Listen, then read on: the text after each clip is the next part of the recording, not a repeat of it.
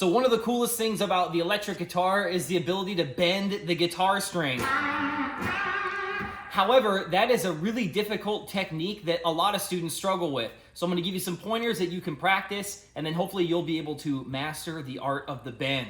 The first mistake that you're probably making is that you're only using one finger to try to do the bend. If I do that, I'm on the 6th fret on the 2nd string here. This is what happens.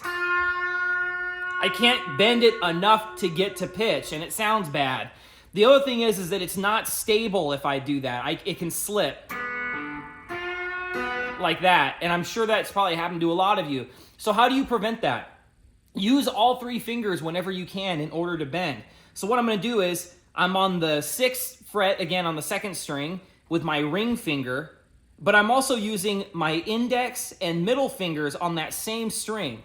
It doesn't matter where you put these will not impact the pitch. This is just to help you support the bend. So now look what you get. Totally controlled. No accidental notes. The other thing to keep in mind when you bend, and this is another ultra important tip, this is not a finger motion. In other words, I'm not using my fingers to do the bend. I'm pivoting my wrist. So my wrist is like doing this kind of a swinging motion.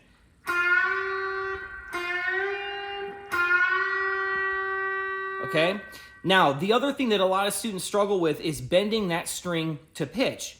If you bend it too high, it sounds bad. If you don't bend it high enough, it doesn't have enough of an effect.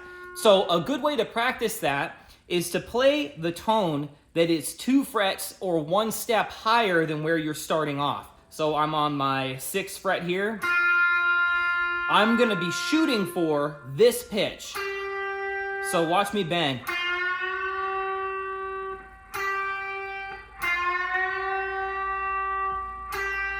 That's a good practice technique that you can use as you practice mastering and getting in your head how far you need to bend to get to pitch.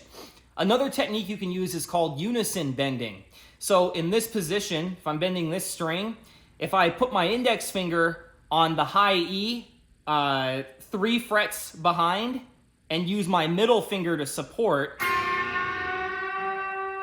once I bend to where these are the same note, I'm bending to pitch. So if you listen carefully, you'll hear it go into kind of tune with itself.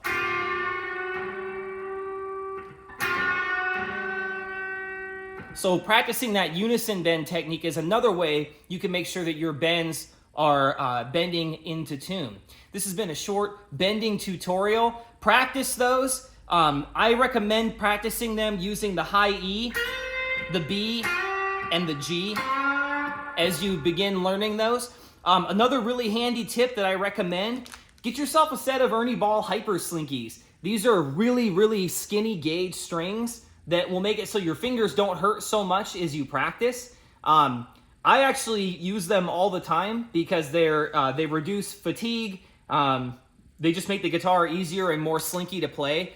Players like Billy Gibbons and B.B. King use them and they sound awesome. So get yourself some Hyper Slinkies if you're having trouble getting that bend down. Don't forget to hit like and subscribe and practice, practice, practice.